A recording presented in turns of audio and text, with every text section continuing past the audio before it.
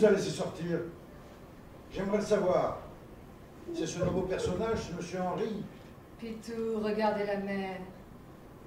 Elle est blanche et silencieuse comme un enfant puni. Pas un souffle d'air. Ce soleil, Pitou. Ce soleil. Apportez-moi mon ombrelle. Bien, madame. Le docteur Marot... S'il vous plaît, Pitou. Mon ombrelle. Tout de suite, madame.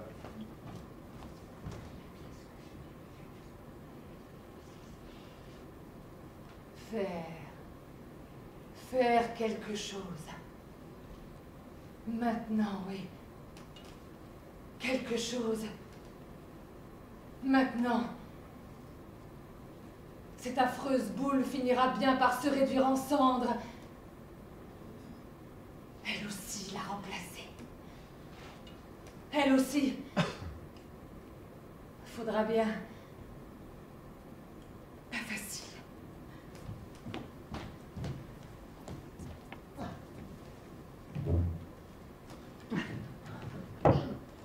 Qu'est-ce que c'est? Votre ouvrage, madame? Ce n'est pas ce que je vous ai demandé. Non? Mais j'ai demandé mon ombrelle. Ombrelle. Je n'ai plus une goutte d'eau dans le corps, desséchée comme une vieille sauterelle. Vous êtes fiévreuse? Mais non, ce Pourquoi soleil. êtes-vous au soleil si vous avez de la fièvre? Le docteur Je Marot... n'ai jamais eu de fièvre de ma vie. Le docteur Marot dit que ça commence par une fièvre légère, suivie de difficultés respiratoires, de saignements de bouche, de délire, d'hystérie... Pitou! Et je connais la suite, madame. Pitou, pourquoi m'avez-vous laissé dans l'ignorance? Pourquoi m'avez-vous forcé à rester au soleil jusqu'à ce que... Pitou! Mon ombrelle! Tout de suite, madame. Et le gramophone aussi. Un peu de musique peut me ramener doucement à la vie. Le gramophone ici, dehors? Oui. Mais l'air salin est nocif, madame, pour les petites roues, les petites dents, les petits tuyaux... Les petits tuyaux? Oui. Et puis... Le corps médical est formel sur ce point. La musique irrite la fonction digestive. Ma mère avait coutume de dire que les oreilles et l'estomac sont des organes qui se contrarient et qui ne devraient jamais... Le gramophone! Tout de suite, madame.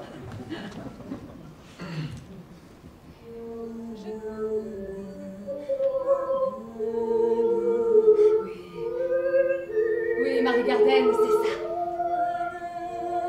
Le soleil, c'est ça. Mettez-vous en colère, mademoiselle Gardenne. Le soleil et mademoiselle Gardenne sont en colère. Il y a de quoi. Les notes, madame. J'ai vu. Il me semblait que vous aviez mis le désir de travailler en mémoire. C'est ce que nous faisons, Pitou. S'écrie cette colère. Voilà, Pitou, c'est ma mère. Un instant, madame. Ma mère? Votre mère? Judith Van Aert, ma mère, fille d'un juif hollandais qui fabriquait des meubles de rotin. Mais elle était ambitieuse. Alors elle se fit catholique et française, ainsi elle fut entretenue dès qu'elle atteignit ses 20 ans. Nous avons déjà tout cela, madame. Elle n'avait rien à offrir au monde que sa beauté et ses bonnes manières. Je n'ai hérité ni de l'une ni des autres. Voilà, maintenant, Marie-Mère, c'est ici, oui. Ma mère ressemblait à Déclasse à la lettre P. un bouquet de Peut-être violettes, à la lettre... à une multitude de violettes Parent pour mère. qu'on distribue un peu partout qui perdent leur fraîcheur, C'était un parent maternel. mais qui passant de main en main retrouvent toujours leur parfum. Voilà, maison Marie-Mère.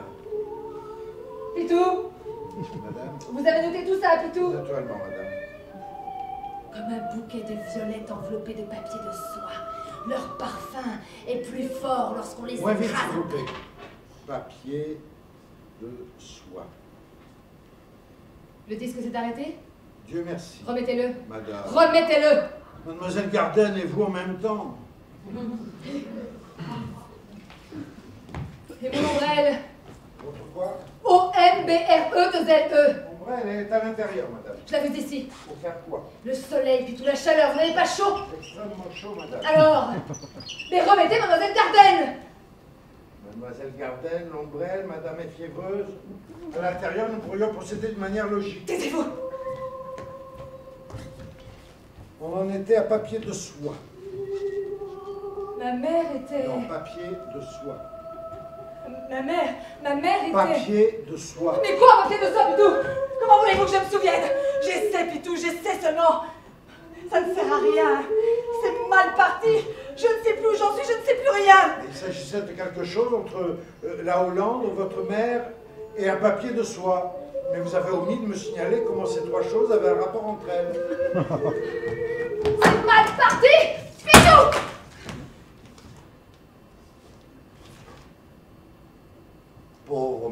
Garden. Mais vous êtes ma mère. Vous venez comme chaque mois me gronder, geindre, me jouer votre comédie, c'est simple. Allez-y et tout va me revenir, puis tout. Vous êtes une des femmes les plus fascinantes de Paris, de France, ce qui veut dire du monde. Vous avez enfin obtenu ce que vous désiriez le plus, la respectabilité et l'argent, en attirant dans votre lit quelques-uns des hommes les plus influents de Paris. Enfin, un à la fois. Madame. Officiellement, vous êtes la maîtresse du riche et fringant comte de Morny. Je ne peux pas faire cela, madame. Vous le pouvez, Pitou, vous le pouvez. Vous ne le savez pas, mais vous êtes très doué. Et puis, ce n'est qu'un jeu pour me rafraîchir la mémoire. Vous êtes Judith Bernard, une des femmes les plus... fascinante de Paris. C'est ça.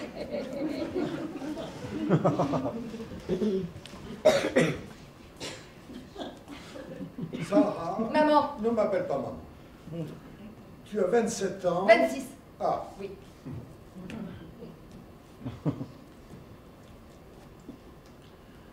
Tu as 26 ans, tu es adulte responsable, renonce au théâtre, cherche un travail en art. Bien, Pitou.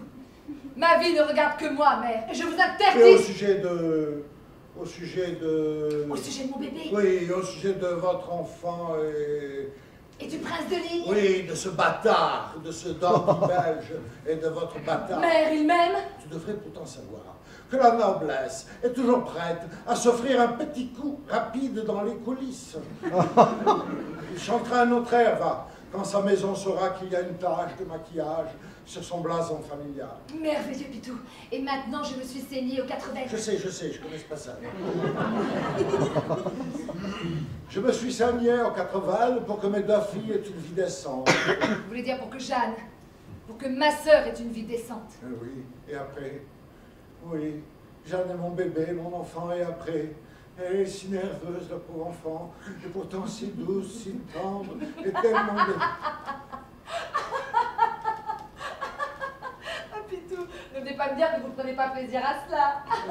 Madame, comment puis-je continuer si vous m'interrompez? Je suis désolée, Pitou. Voilà. Elle va me quitter, je pleure. À travers mes larmes, je l'entends. Elle parle à Mère Sainte-Sophie, la supérieure. Elle parle.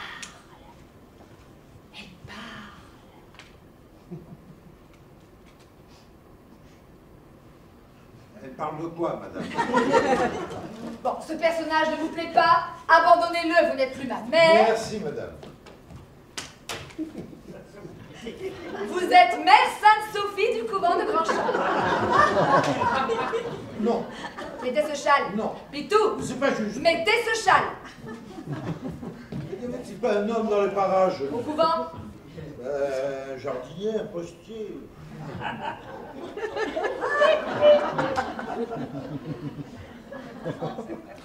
Voilà. Mère Sainte-Sophie, un peu éthérée par ce monde.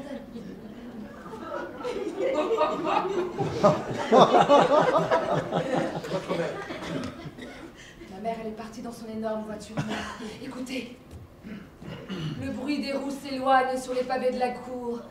Petite Sarah est seule maintenant, au pied de cette énorme femme grise, qui parle d'une voix grise. Une voix qui ressemble au bruit d'une cruche d'argile lancée contre un mur de pierre. J'ai 11 ans.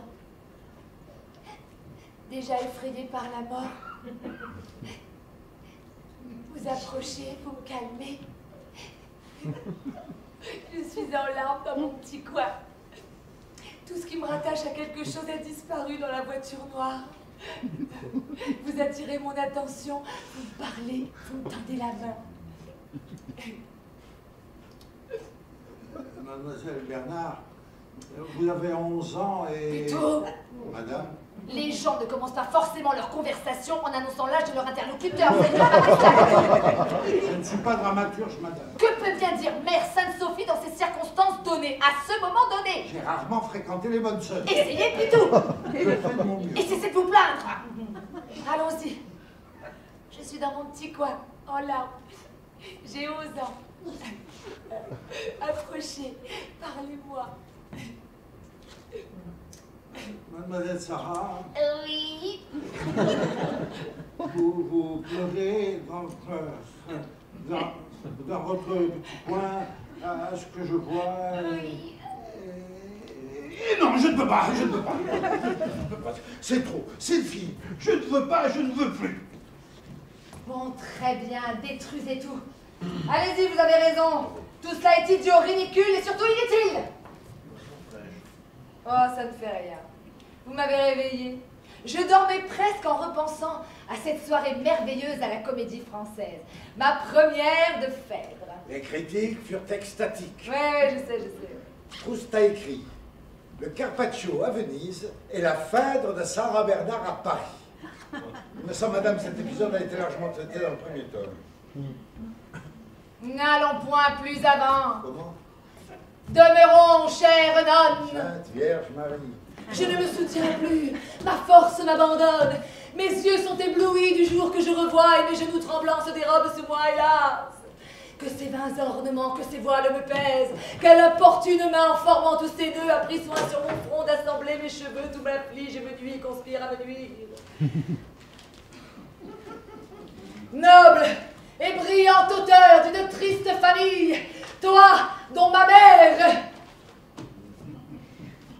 Soleil, je te viens voir pour la dernière fois. Pitou, vous écoutez? J'ai entendu la fête de madame comme centaines de fois.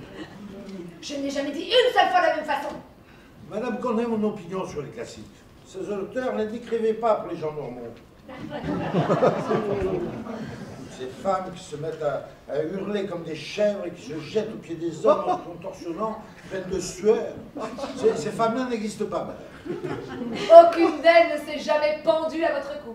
Non, madame, je suis fier de le dire, aucune ne le fait. Cela ne me surprend qu'à moitié. Mais vous, j'aimerais savoir, la passion ne vous a jamais soulevé d'une manière irrésistible? Vous n'avez jamais gémi, perdu vos boutons de culotte? Comment? Pourtant, vous m'aviez dit un jour que vous aviez été amoureux une fois. Oui, pourquoi? Ça n'a pas abouti? Non. Racontez-moi ça. Madame, c'est personne. Racontez-moi. J'avais 25 ans, je n'étais pas précoce et elle s'appelait Lise. Lise, Oui. bien continuez. Elle m'inspirait le respect. Elle disait qu'elle m'aimait. Enfin, elle disait qu'elle m'aimait. Oui, et vous alliez vous marier. En avril. Le mois idéal. Oui, c'est ce que je pensais, mais mes parents l'adoraient, ses parents m'adoraient. Une tante à moi nous avait donné de quoi acheter un appartement à Belleville. Oui, le bonheur parfait, quoi. C'est cela. Enfin, je pensais que c'était cela, Mais il y avait entre nous, vous diriez, une différence de point de vue. entre Lise et vous, à Oui. quel sujet?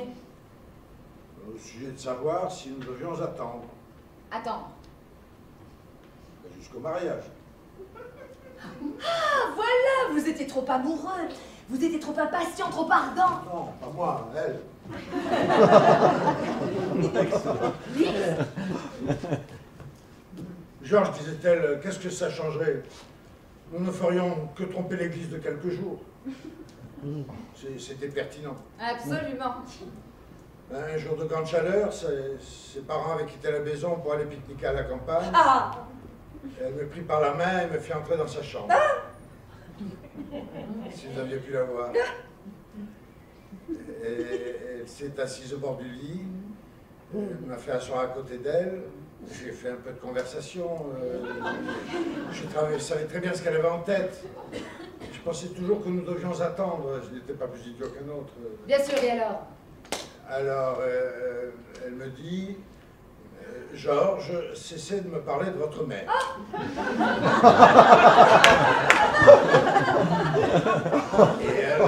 Et elle? C'est sans intérêt, madame, parlons de... Ah, vous n'allez pas vous arrêter comme ça. Continuez, Pitou. Quand une situation est nouée, il faut la dénouer. Au dénouement, Pitou, au dénouement, vous en avez trop dit, je veux la suite. Bien. Alors, elle prit l'initiative et me dit, Georges, mettons-nous à l'aise. Et vous vous mites à l'aise. Oui. Oui. Alors, nous étions là. Oui. J'étais assez ému. Ah oui. Qui l'aurait été? Oui. Nous étions debout. Oui. Voilà. Et c'est à ce moment-là qu'elle m'a regardé. Oui. Et qu'elle a commencé à rire. À rire. Lise. Elle avait un joli rire. Non, pas ce jour-là. Mais elle riait. De vous? Oh, Pitou! Oh, quelle agonie! Elle ne pouvait plus s'arrêter. Alors l'excitation fit place à la colère, et pour ne pas la tuer, je me rhabillai et quittai la chambre. Mais vous l'avez revue? Et quand elle est revenue pour rompre nos fiançailles, Pourquoi? Georges, me dit-elle, je n'avais jamais vu un homme nu auparavant. Et si c'est cela, un homme, on ne peut pas prendre le mariage au sérieux.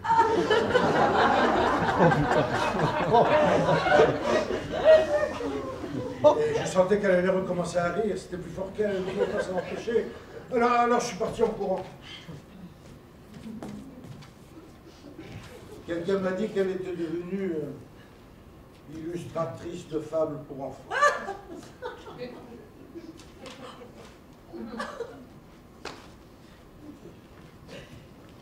C'est une histoire touchante, Pitou.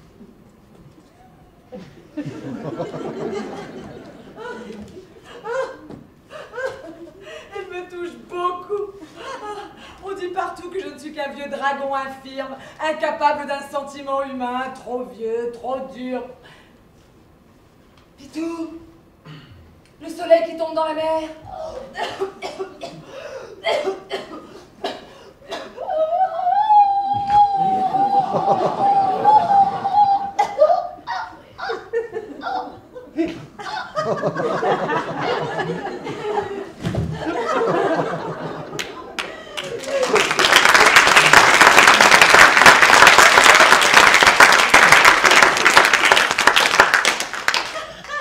Repose en paix, chère Marguerite.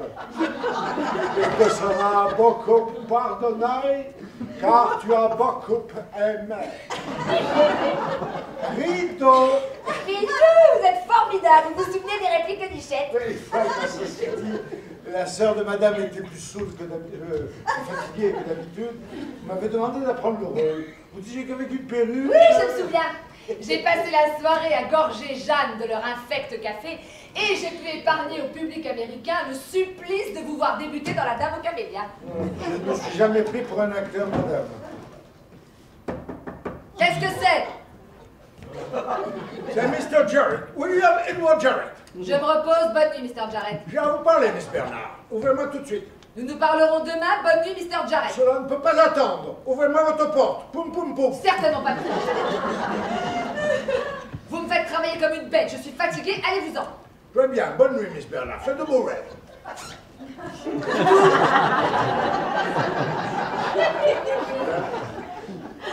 Il est vital que Mr. Jarrett parle avec moi cette nuit.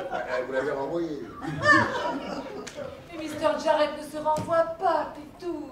Mr. Jarrett enfonce les portes et hurle comme un cosaque. Sacré putain d'acteur, Miss Barnett. Pour qui me prenez-vous? Pour un de vos sacrés putains d'acteurs ou pour un chien de galet? Je n'ai jamais prononcé ce genre de mots et je ne le ferai jamais. Il n'est pas question de vous, c'est Jarrett qui parle par votre bouche. Sacré putain d'acteur. Bordel de sacré putain d'américain. Putain d'hôtel. C'était son style et son unique charme. Je suis certainement vieux, madame, mais de telles paroles, de telles grossièretés dans la bouche d'un homme, ne comptez pas sur moi pour les prononcer. Cela, jamais, madame. Nous à la rigueur de remplacer ces vulgarités au fil des interjections par des équivalences phonétiques.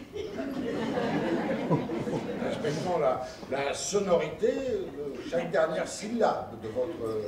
Sacré putain. Voilà. On pourrait dire par exemple... Cré-cré-tintin. Ce qui donne par exemple, pour qui ne me prenez-vous, Miss Bernard, pour un nouveau cré-cré-tintin d'acteur?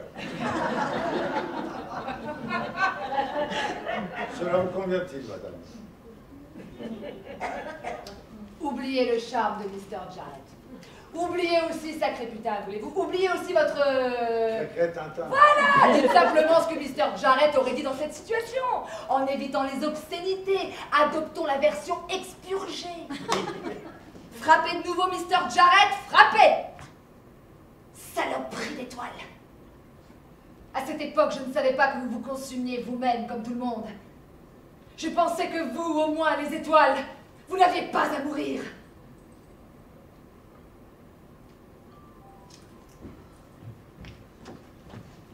Madame, il faut rentrer. Je sais.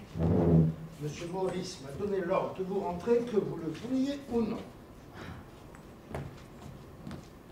Grand Dieu, qu'est-ce que c'est que ça, Pitou? Le soleil? Déjà? Impossible. Oh, vous les hommes, vous continuez à manger, à dormir et à faire l'amour sans le moindre sens de la propos. Vous avez... Les femmes seules ont un instinct infaillible de l'opportunité des choses. Je vais mourir très bien. Vous avez promis à vos petites filles de vivre jusqu'à 103 ans. Je ne tiens jamais mes promesses. Voulez-vous rentrer? Non. C'est votre boîte à maquillage. Oui. Donnez-la moi. Non, vous savez bien que c'est tout ce qui me reste. Eh madame, il est 5 heures du matin. Et ma poudre, mes Laissez-moi crayons. vous aider, rentrons. Faut pas qu'on fasse comme ça, faut que je me Mais prépare. qu'est-ce qui pourrait vous voir à cette heure-ci? Mais elle! Mais qui? Mais elle! La boule, là derrière. Elle va revenir, cette salope. Je vais chercher monsieur Maurice. Non, restez ici. Laissez monsieur Maurice tranquille. Imbécile. Comprendre ce que j'ai à dire maintenant. Je dois lui parler maintenant. Parlez à qui, madame? À Oscar Wilde. Ah non, madame, s'il vous plaît. Ah, mais vous m'avez reproché hier de ne pas vous laisser camper à ce personnage masculin. Oui, je préfère encore incarner une femme qu'un Oscar Wilde. Ah bah si vous entendez. Oscar Wilde est mort, madame. Mort, Oscar. Mais c'est peut-être vrai, mais dans ce cas, vous ne dites pas seulement du mal d'un homme, mais d'un homme mort, ce qui est un péché. Oh, bien petit, madame, en regard de certains péchés que ce monsieur se permettait. Et a peut-être inventé, d'ailleurs. Du tout. C'était dans les journaux. Ne me faites pas dire ce que je pense des journaux. Vous savez ce qu'ils disaient de moi, non? Que j'avais des rapports anormaux avec mon tigre, pauvre Suzy. Et que je dormais nue dans mon cercueil, et même pas seule. Et vous l'avez fait, madame. Mais pas toute nue, Pitou. En ce qui concerne M. Wilde, ses goûts sont connus de tout le monde. C'est notoire. Oh mon Dieu, Oscar. Mais depuis combien de temps êtes-vous là, au soleil, sans chapeau? Depuis le temps des temps, ma chère. Où voulez-vous que j'aille? À l'hôtel, les chambres sont vides. Et j'ai horreur des chambres vides. Au bar, les conversations sont fastidieuses. Surtout quand il est question de moi. Ça devient un odieux bourdonnement. Je descends volontiers aux cuisines, près du vivier aux langoustes. On dit qu'elles n'ont pas de système nerveux, mais elles poussent un cri quand le cuisinier les égorge. À moins que ce soit un petit rire triste et dérisoire. Et la prison, Oscar, c'était horrible. Ah non, pas horrible, répugnant. Je veux dire propre. Trop propre. La vie propre. Les gardiens propres. Tout propre. J'en ai pleuré, Oscar, j'en ai pleuré. J'ai fait pleurer Sarah Bernard. Alors, pour moi, la vie valait la peine d'être vécue. Cet après-midi, nous irons tous faire une longue promenade. Nous irons à la grotte de l'apothicaire. Quel nom délicieux, Pitou. Ah, nous avons du temps devant nous. Ah, et dans le tiroir du bas de mon secrétaire à droite, vous trouverez le manuscrit d'une nouvelle pièce qu'un jeune poète m'a envoyée l'hiver dernier. Je pensais que je n'aurais pas le temps de la jouer. Allez me le chercher. Et puis, vous enverrez une lettre à mon jeune poète. Il faut qu'il modifie un peu l'âge du personnage s'il veut que je joue sa pièce. Je me permettrai de faire respectueusement remarquer à madame que vieillir le personnage d'un poète risque de trahir dangereusement ses intentions. Je veux qu'il le rende plus jeune, Pitou.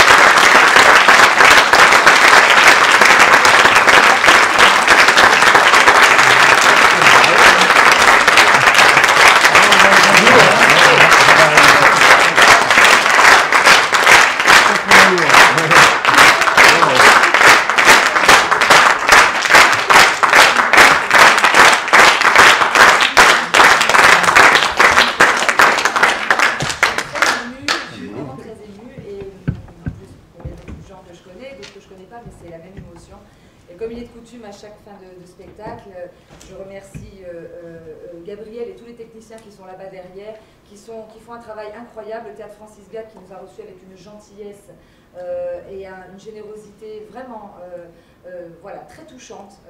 C'est un réel bonheur de jouer sur une pièce, sur une scène comme celle-là. Un grand merci à vous les spectateurs sans qui aucun spectacle ne serait possible. Et un grand merci au metteur en scène qui nous a mis en scène, Mathieu Veil. Et un grand merci surtout à Sarah, parce que si Sarah n'avait pas existé, eh bien nous ne serions pas là ce soir. Un grand merci.